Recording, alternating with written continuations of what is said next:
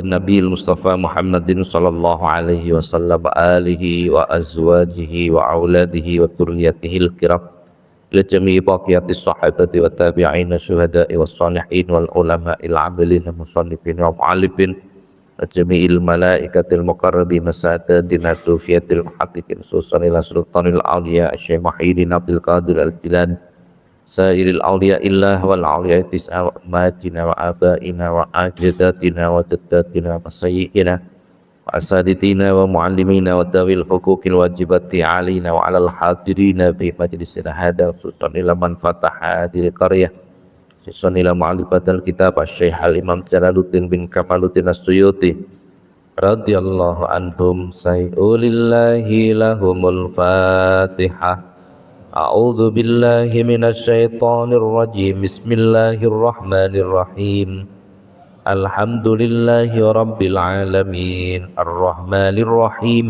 مالك يوم الدين إياك نعبد وإياك نستعين اهدنا الصراط المستقيم صراط الذين أنعمت عليهم غير المغضوب عليهم ولا الضالين Amin. Para jamaah, alhamdulillah bagi hari ini kembali kita dipertemukan Allah di majelis yang penuh dengan keberkahan ini. Mudah-mudahan setiap aktivitas kita dicatat oleh Allah sebagai amal soleh. Amin Allahumma. Kita lanjutkan Al-Babus Samin, bab yang ke-8. Bab 8, hadis nomor berapa itu? Nomor 8 juga, iya betul. 8. Bab 8 menerangkan keutamaan adzan. Hadis nomor 8. Bismillahirrahmanirrahim. Qala al-musannifu rahimahullah ta'ala wa nafa'ana Allah bihi wa bi ulumihi wa 'ada 'alaina bi barakatihi wa asrarihi wa karamatihi fid dharain. Amin. Waqala sallallahu alaihi wasallam lan dawuh Kanjeng Nabi sallallahu alaihi wasallam man utawi sapa wong iku kala ngucap sapa man indal adani ing dalem adzan ing pengucap marhaban bil qailina adlan marhaban bis sholawati wa ahlan kataba moko nulis sapa Allahu Gusti Allah taala lahu kedue man alfa hasanatin ing 1000 kebagus wa mahalan ngelebur sapa Allah anhu saking man alfa sayiatin 1000 kealanan wa rafa'alan ngeluhurake sapa Allah lahu kedue man alfa darajatin ing 1000 derajat. Dalam hadis ini Rasulullah menyampaikan barang siapa mengucapkan doa ketika mendengar adzan. Apa doanya? Marhaban bil qailina adlan marhaban bis sholawati wa ahlan. Sampeyan gak tahu krungu donga niki. Jadi banyak sekali sebenarnya yang kita belum pernah tahu, itu banyak sekali. Betul. Hadis sebelumnya kan diterangkan Jadi ketika mendengar adzan kemudian kita mengucapkan marhaban bi dzikrillahi ta'ala qurratu a'yuni nabika ya Rasulullah. Ketika kita mendengar adzan kita mengucapkan itu, kata Rasulullah, wa ana syafi'uhu wa qa'iduhu ilal jannah. Maka kita nanti di akhirat akan dituntun oleh Rasulullah sampai masuk surga. Rasulullah sendiri yang menyampaikan. Jadi banyak doa-doa itu. Jadi ketika mendengar adzan, kok ada orang mengatakan marhaban bil qailina adlan marhaban bis sholawati wa ahlan. Dumane ngoten, bisa dengan buka di kitab jenengan. Nek tahu dibuka tapi. Iya memang begitu. Jadi hal-hal seperti ini sebenarnya memudahkan kita.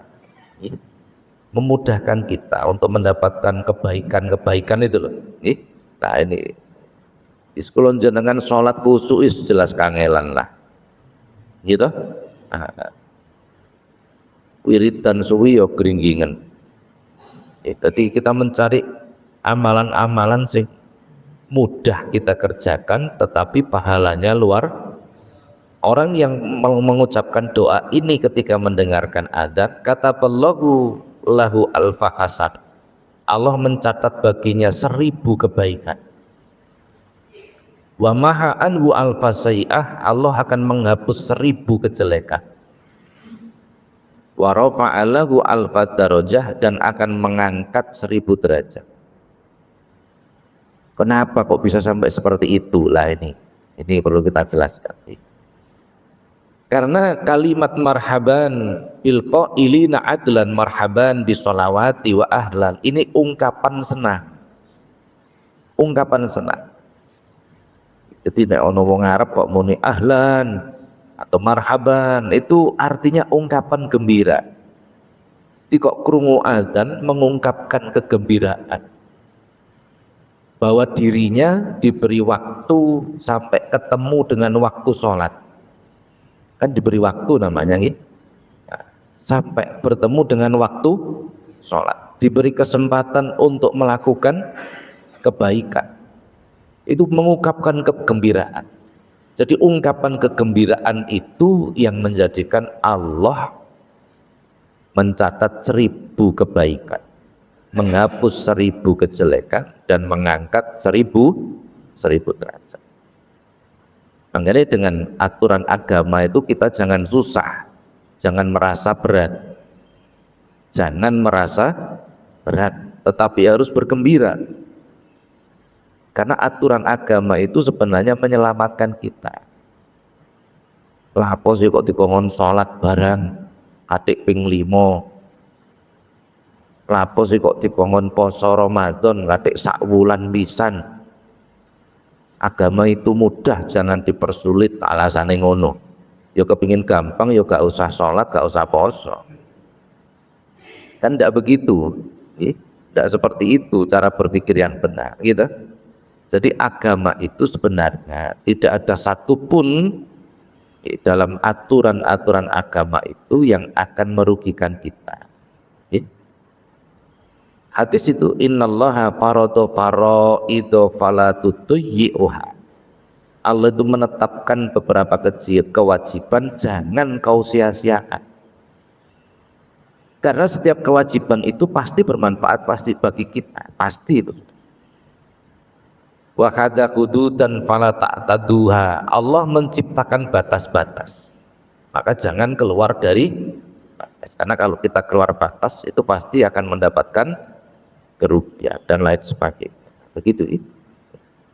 Jadi menyambut perintah dan larangan agama dengan gembira. Ini tidak mudah loh. Betul tidak mudah. Tidak mudah.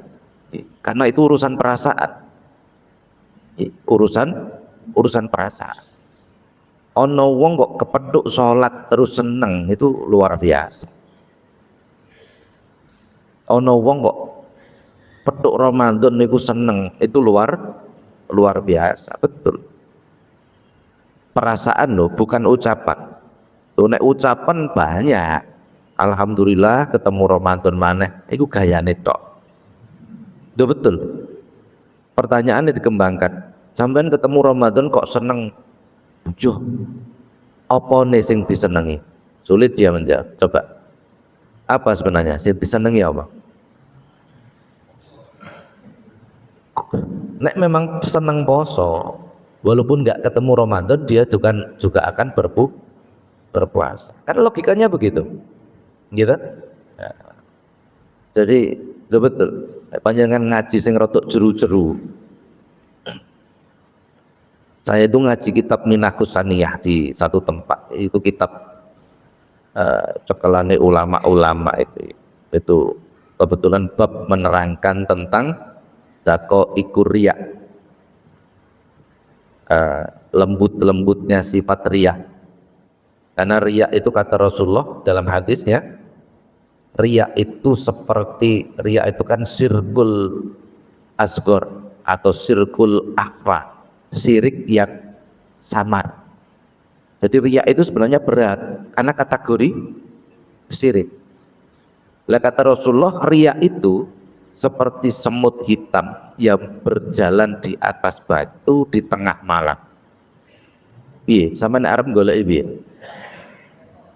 Jangankan semut hitam berjalan di atas batu yang hitam di tengah malam, awan-awan wae kangelan, betul nggak? Nah, itu kapan hari itu pas menerangkan tentang dako ikuria, halus-halusnya sifat riya. Itu dipredeli riya itu seperti apa? Saya berikan contoh. Dilalah waktu itu saya mau berangkat itu hujan cukup lebat hari Rabu kemarin, sehingga saya harus nunggu dulu sampai kira-kira setengah jam baru agak reda saya berangkat. Begitu sampai di lokasi, beberapa jamaah itu mengatakan, alhamdulillah Pak Yai masih Jawa sik kathah sing dugi, walaupun hujan banyak yang hadir. Rupane mirengke dawuh jenengan, dadi banyak kesulitan tapi kok masih semangat melakukan akan mendapatkan banyak pahala. Kan memang rumusnya seperti itu. Nah, akhirnya saya bahas itu ketika ngaji, ya. Ketika panjenengan menolong orang, kemudian orang yang ditolong itu memberikan hadiah untuk jenengan, kemudian panjenengan ini menolak dengan alasan kepingin belajar ikhlas, maka kemudian orang-orang mengatakan bahwa panjenengan ini orang yang ikhlas. Iko lho ya senengane nulungi wong, masya Allah wis ikhlas temenan. Begitu panjenengan ini mendengar nek orang-orang mengatakan bahwa panjenengan ikhlas, terus panjenengan iki seneng, itu namanya riya. Itu namanya, saged dipahami mboten? Panjenengan berusaha ikhlas ini, diberi sesuatu ndak mau, akhirnya orang-orang ini komentar, anu yo si anu kok ikhlas temen yo senengane ngrewangi wong. Begitu panjenengan mendengar nek orang-orang itu memuji jenengan ikhlas dan panjenengan bergembira seneng dengan pujian itu namanya riya. Tuh angel toh, itu namanya riya. Podo udan-udan ngene yo wong-wong kok yo sik teko ngaji ya, berarti ganjarannya akeh. Lu panjenengan kok seneng diomongi ngono, itu namanya riya. Karena senang dipuji orang. Angel nggih. Lho, makane kok kabeh iki nek gak ngaji gak paham. Nggih. Nah, kemudian saya berikan sebuah keterangan.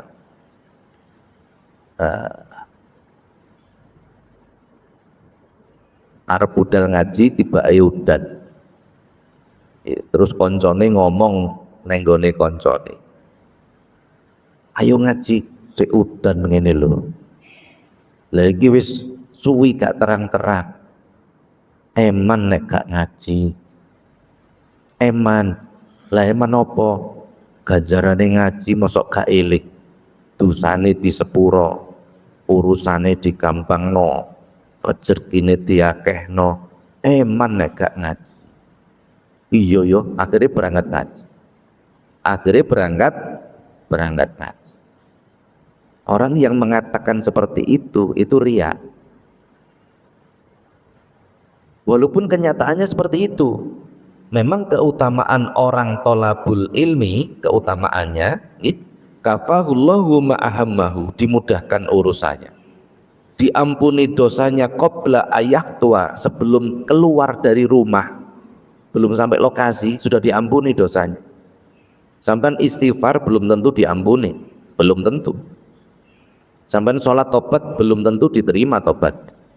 Sampai baca Quran belum tentu diampuni dosanya. Tapi Anda hadir di majelis ilmu, kata Rasulullah ini, tenggene kitab ini dibuka lagi di depan itu. diampuni dosanya oleh Allah qabla ayahtua, sebelum melangkah. Sebelum melangkah keluar wis entek dosa. Eman gak ngaji, kaya ngono fadilai ilmu. Orang yang mengatakan begitu itu justru riya. Justru namanya riya. Kenapa disebut riya? Koyok yo modelnya koyok santri temen, padahal nek teko ngaji lo gak tahu nyatet, gak tahu ngiling, betul nggak? Akhirnya konco-konco kula wuruki ngene lho, nek kowe kepingin budal ngaji terus udan, koncomu kok ayo ngaji sik udan, iya eman apa? Eman segone gak ono sing mangan, itu lebih bisa diterima, betul nggak? Betul nggak? Tapi nek sampean mengatakan eman keutamaan ngaji poyong ini, itu riya. Modelnya koyo yo padahal nek teko ngaji nyatet yo gak tahu, ngiling-ngiling yo gak tahu, betul nggak? Iku jenenge koyo yo. Kecuali nek panjenengan matur tenggene putrane jenengan, ayo le ngaji, eman gak ngaji, wong sing budal ngajiku di ngapura dosane, diberi kemudahan hidupnya, diberi rizki yang tidak disangka-sangka. Nek panjenengan cerita teng putrane jenengan, ini hukumnya wajib, bukan riya. Ini banyak orang tidak tahu begini. Kenapa wajib? Karena panjenengan menjadi teladan bagi anake jenengan, harus memberikan contoh yang baik. Tapi nek nang koncone jenengan, itu riya namanya. Itu namanya ya lo angel toh. Lah pokoknya gak ngaji gak paham gitu. Betul itu. Baik, kita lanjutkan. Kita percepat ngajinya, nanti kita sholat jenazah gitu. Jadi kalau jenazah itu kan harus disegerakan gitu, harus disegerakan, diupayakan. Qala sallallahu alaihi wasallam, lan dawuh Kanjeng Nabi sallallahu alaihi wasallam, man utawi sapa wong iku sami'a krungu sapa man al adzana ing adzan, walam yakulan orang ngucap sapa man mislama qala, padane barang qala kang ngucap sapa al muadzinu muadzin, fa innahu maqastune maniku yumna'u kacegah mina sujudi saking sujud yaumal kiamating dalam dina kiamah, ida sajadal muadzinun nalikane padha sujud sapa muadzin. Barang siapa yang mendengarkan adzan kemudian dia tidak menjawab, kata Rasulullah, maka dia akan tercegah untuk sujud di hari kiamat ketika para muadzin sujud kepada Allah. Jadi besok di hari kiamat itu orang itu mempunyai tanda sendiri-sendiri. Ada tandanya sendiri-sendiri. Jadi ada yang duduk di atas mimbar dari cahaya, ada yang sujud, itu tanda-tanda semua. Sing api-api seperti itu, sing elek-elek ya ora karu-karuan, ana sing bengak-bengok, ana sing tenggelam dengan air keringatnya sendiri dan lain sebagainya. Itu tanda-tanda kejelekan. Ada di hari kiamat itu diberi baju, yang baju itu dipenuhi dengan belatung. Ana sing ada di hari kiamat itu di jidatnya ada tulisan kafaro, apa itu? Kubur, macam-macam. Ada di hari kiamat itu di kepalanya diberi mahkota, dan itu tanda simbol-simbol yang diberikan oleh Allah atas perbuatannya di dunia. Tuh kok ono wong ketika di hari kiamat itu sujud, itu menunjukkan orang itu orang yang baik, karena bisa bersujud di hadapan Allah ketika hari yang paling berat, hari yang paling berat. Kok iso sujud, itu berarti luar biasa. Lah orang-orang yang ketika mendengar azan tetapi mereka tidak menjawab, maka dia terhalang, tidak bisa sujud ketika hari kiamat. Hadis yang lain, Rasulullah menyatakan, man sami'an nida'a, barang siapa mendengar adzan farigon, sedangkan dia dalam keadaan luang, sohihan, dalam keadaan sehat, falam yujib, kemudian dia tidak menjawab adzan, fala sholata lahu, maka sholatnya tidak sempurna. Sholatnya tidak sempurna. Jadi kok ana wong krungu adzan, dia dalam waktu yang luang, longgar, ya gak repot, ngoten nggih, gak repot. Kemudian dia dalam keadaan sehat, tetapi tidak menjawab ada. Seandainya dia sholat, sholatnya tidak akan sempurna. Sholat tidak sempurna itu bahaya loh, betul, betul. Kita wudunya sempurna, gerakan sholatnya sempurna, gerakan loh ya, gerakan, bacaan sholatnya sempurna, ini pun masih ditanya khusyuk apa enggak. Lah khusyuk itu berat, sudah. Bukan saya yang mengatakan berat, bukan, Allah sendiri yang mengatakan berat. Wa innaha lakabiratun illa 'alal khashi'in, dan sesungguhnya salat itu lakabiratun, menggunakan lam takkid. Yang pernah belajar kata bahasa Arab mesti paham itu. Amat sangat berat, kecuali bagi orang-orang yang khusyuk. Sementara kita itu wudu aja banyak yang belum sempurna, gerakan sholat aja banyak yang belum, jangankan sempurna. Saya masih sering melihat gerakan sholat yang membatalkan sholat. Saya masih sering melihat, betul, betul. Nih, panjenengan sujud kok sikile mboten mancat, itu batal sholatnya. Ngerti mancat nih? Nah, itu batal sholatnya. Nih, saya masih sering melihat itu. Sudah. Nih.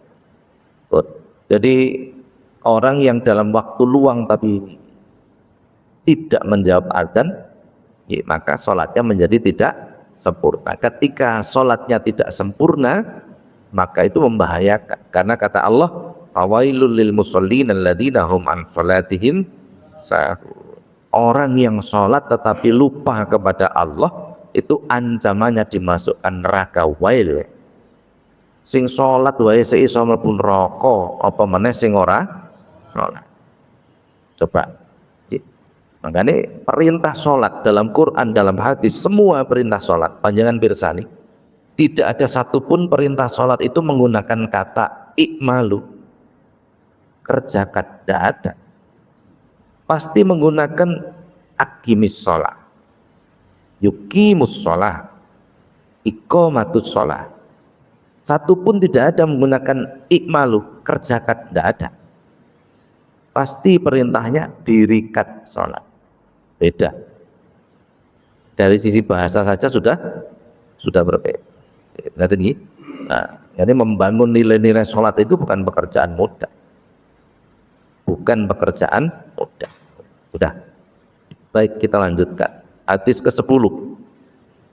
Qala sallallahu alaihi wasallam, lan dawuh Kanjeng Nabi sallallahu alaihi wasallam, salah satu nutawi telung golongan iku fitil arsi, tetep ing dalem yup-yupane ars, yaumal ladila, ing dalem dinane ra ono yup-yupan illa diluhu, kejaba yup-yupane ars. Rupane telung golongan, imamun adilun, pemimpin kang adil, wa muadzinun hafidun, juru adzan kang ngreksa waktu, wa qari'ul Qur'an, lan wong sing maca Qur'an, yaqra'u, maca sapa qari, fi kulli lairatin, ing dalem saben-saben wengi, mi'ata ayatin, 200 ayat. Ada 3 golongan yang besok ketika hari kiamat, matahari sejengkal di atas kepala kita, itu akan mendapatkan yup-yupan, naungan di bawah ars. hari di mana tidak ada tempat berteduh. Ada 3 golongan yang nanti akan mendapatkan tempat berteduh. Siapa itu? Imamun adilun, pemimpin yang adil. Adil itu artinya tidak keluar dari batas-batas Allah. Siapa pemimpin itu? Kulukum ro'in wa kulukum mas'ulun an ra'iyati. Setiap kita itu pemimpin, kata Rasulullah. Setiap diri kita itu pemimpin. Kita memimpin mata kita, telinga kita, mulut kita, tangan kita, kaki kita, pikiran kita, prasangka kita. Itu kita yang memimpin. Jadi ketika kita ngomong tentang pemimpin, jangan diasumsikan hanya presiden saja. Menteri, gubernur, itu jelas. RT ya pemimpin. Tetapi ingat, setiap kita memimpin diri kita. Tidak hanya mata kita, telinga kita, lisan kita, tidak hanya itu, pikiran kita. Itu kita yang harus mengendalikan. Tidak hanya pikiran, perasaan kita, prasangka kita, itu juga kita yang mengendalikan. Maka jadilah pemimpin yang adil, artinya pemimpin yang tidak pernah keluar dari batas-batas yang ditetapkan oleh Allah. Kalau kita tidak diperbolehkan suudon, ya jangan suudzon. Kalau kita tidak diperkenankan punya pikiran yang belaka, ya aja belaka. Contohnya seperti itu. Ini nek mata jangan diboleh, itu jelas, nah itu tidak perlu diterangkan. Nah, itu pun. Yang kedua, wa muadzzinun hafidun, tukang adzan yang menjaga waktu sholat. Itu diistimewakan oleh Allah, nanti akan mendapatkan tempat berteduh ketika matahari sejengkal di atas kepala kita. Karena tukang adzan yang menjaga waktu sholat itu berat. Sampai liyane do kerja dek ngenteni waktune adzan. Ayo, betul nggak? Ini jasanya luar biasa. Pertanyaannya kita kembangkan, Pak, apakah nggak boleh kalau dibikin otomatis? Mulai masuk waktu adzan, ono sing adzan dewi. Ayo, menurut jenengan bagaimana? Boleh nggak digawe otomatis? Nek oleh ngono, seandainya boleh seperti itu, ya apa nek sholat digawe otomatis bisa. Jadi tidak semua itu boleh, ngoten. Tidak semua. Kalau sekedar untuk mengingatkan waktu, bele muni berarti waktu sholat boleh. Tapi adzan ya kudu manual. Harus manual. Harus manual. Wah, no, Pak, sing manual suaranya gak enak. Wis digolekno sing ya nggak boleh toh lah itu. Jadi beberapa hal itu nggak boleh. Ya apa nek ngene ae, sing ngaji Quran iku cek kaset wae ngono.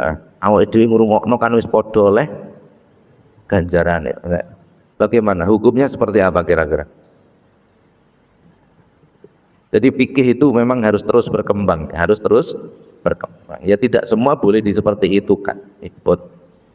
Yang ketiga adalah waqari'ul Qur'an yaqra'u fi kulli lailatin mi'ata ayatin.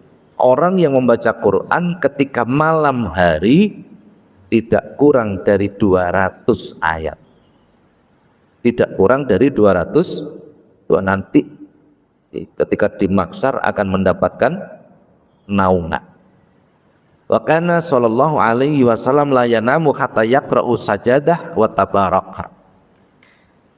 Dalam sebuah hadis diriwayatkan Rasulullah itu tidak tidur kecuali terlebih dahulu membaca surat Sajadah dan surat Al-Mulk. Itu lebih dari 200 ayat. Jadi Rasulullah itu setiap menjelang tidur itu membaca surah Sajadah dan surah Al-Mulk. Panjenengan nek arep turu apa sing? Nek gak iso turu iki malah ndelok TV. Ya Allah, masa betul. Nah, ada 3 golongan ini yang besok akan mendapatkan naungan. Di bawah. Ada lagi pun hadis ke-10 selesai, ini sudah.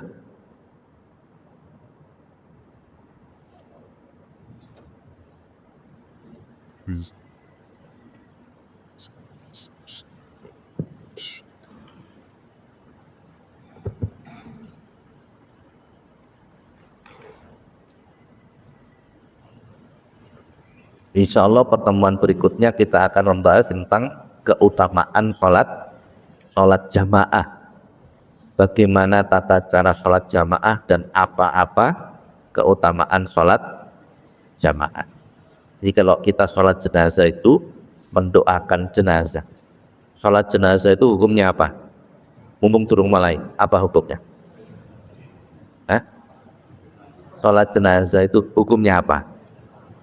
Saya zaman gak ngerti hukumnya, repot ini. Fardu kifayah. Jadi nek sholat jenazah niatnya bukan sunatan lillahi ta'ala, repot ya sama niat sunatan, tidak berniat sunnah. Jadi fardu kifayah.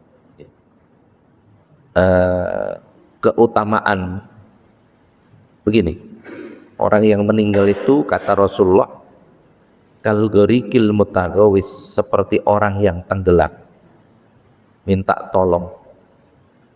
Maka Rasulullah menganjurkan kita banyak-banyak mendoakan orang yang meninggal, karena dia sedang mendapatkan ujian yang berat dari Allah. Mendoakan orang yang meninggal. Di antara keutamaannya adalah ketika kita mensolati jenazah, ikut diupayakan tayammun. Apa tayammun itu? Itu tayamum loh, tayamum pakai debu. Tayammun memanjangkan yang sebelah kanan. Jadi naik jenazah di depan, kalau laki-laki imam itu luruse pundak. Sama nggak tahu ngaji ini ora? Imame luruse pundak, sebelah kanan imam diusahakan lebih panjang.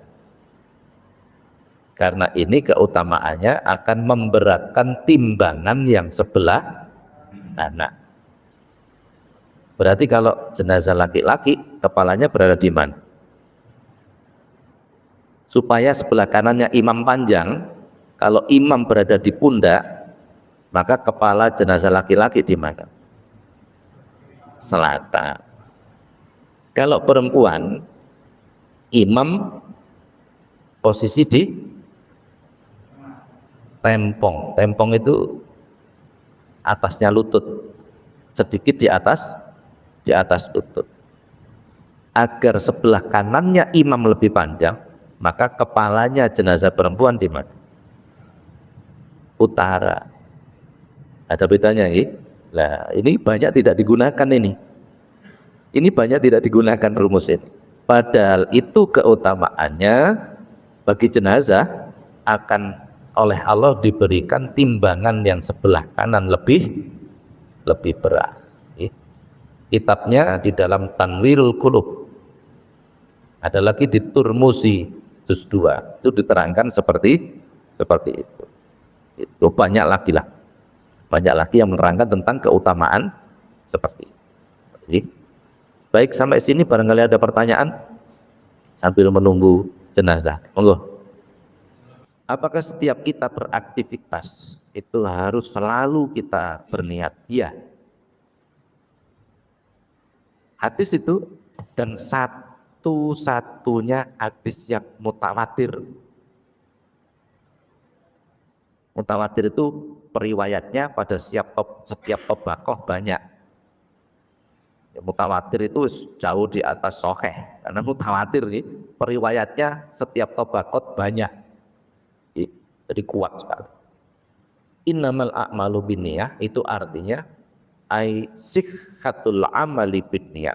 Sahnya amal itu bergantung dari niatnya.